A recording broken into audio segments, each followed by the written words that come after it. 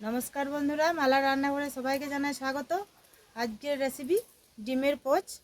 তার জন্য নিয়ে নিয়েছি 4টে ডিম। এখন আমি রান্নাঘরে চলে যাব। ডিমের পোচের জন্য নিয়ে নিয়েছি ঘি, গোলমরিচ গুঁড়ো, নুনটা ধরিয়ে নেব।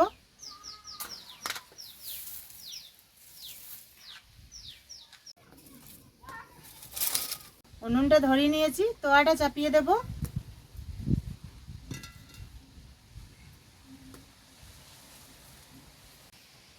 তাওয়াতে অথবা ফ্রাই প্যানে বানালে ডিম পোচ ভালো হয়।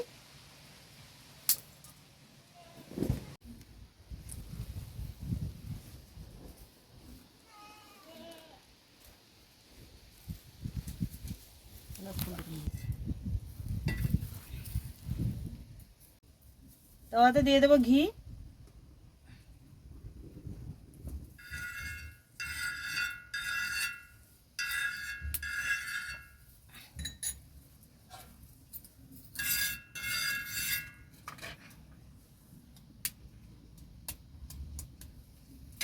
এইভাবে ডিমটাকে আমি ফাটিয়ে নিয়েছি। এখন আমি তাওয়ার মধ্যে দিয়ে দেবো।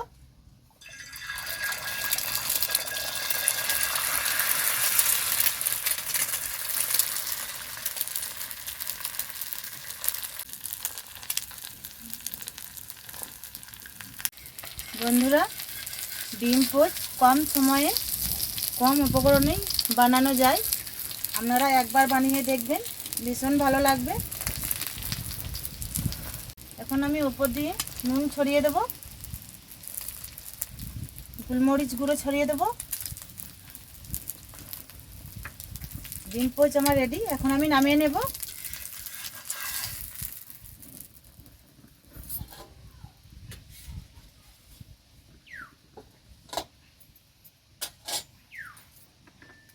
আরও একবার দিয়ে দিচ্ছি ঘি।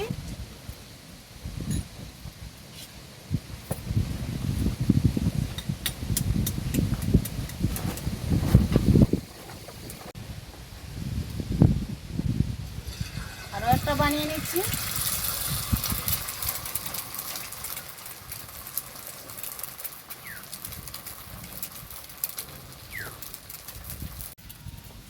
বন্ধুরা, আমি ডিম পোচ ঘি দিয়ে বানাচ্ছি।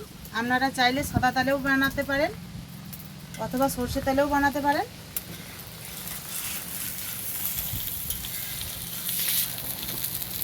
আমি নুন ছড়িয়ে দেব, গোলমরিচ গুঁড়ো ছড়িয়ে দেব। এটাও আমার বানানো হয়ে গেছে, নামিয়ে নেব।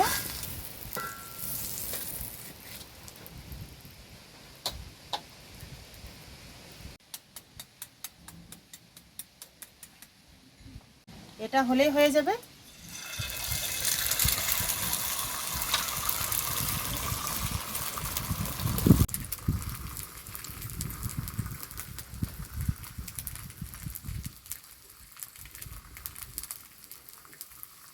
এটা নামিয়ে নেব।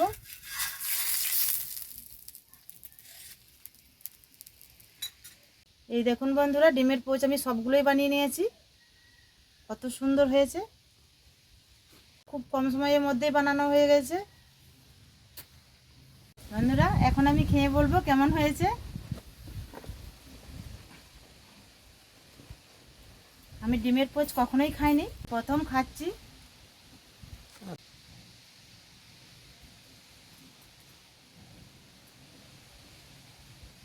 খুব সুন্দর হয়েছে বন্ধুরা, আপনারাও এভাবে বানিয়ে একবার খেয়ে দেখবেন, খুবই ভালো লাগবে। বন্ধুরা, আমাদের ভিডিওটা কেমন লাগলো অবশ্যই কমেন্টে জানাবেন। ভিডিওটা ভালো লাগলে লাইক শেয়ার করবেন। আমাদের চ্যানেলে নতুন হয়ে থাকলে চ্যানেলটাকে সাবস্ক্রাইব করে রাখা অনুরোধ রইল। পাশে থাকা বেল আইকনটি ক্লিক করে দেবেন নতুন নতুন ভিডিও পাওয়ার জন্য। ভালো থাকবেন, সুস্থ থাকবেন, সাবধানে থাকবেন। দেখা হচ্ছে পরের ভিডিওতে নতুন কোনো রেসিপি নিয়ে। টাটা বন্ধুরা।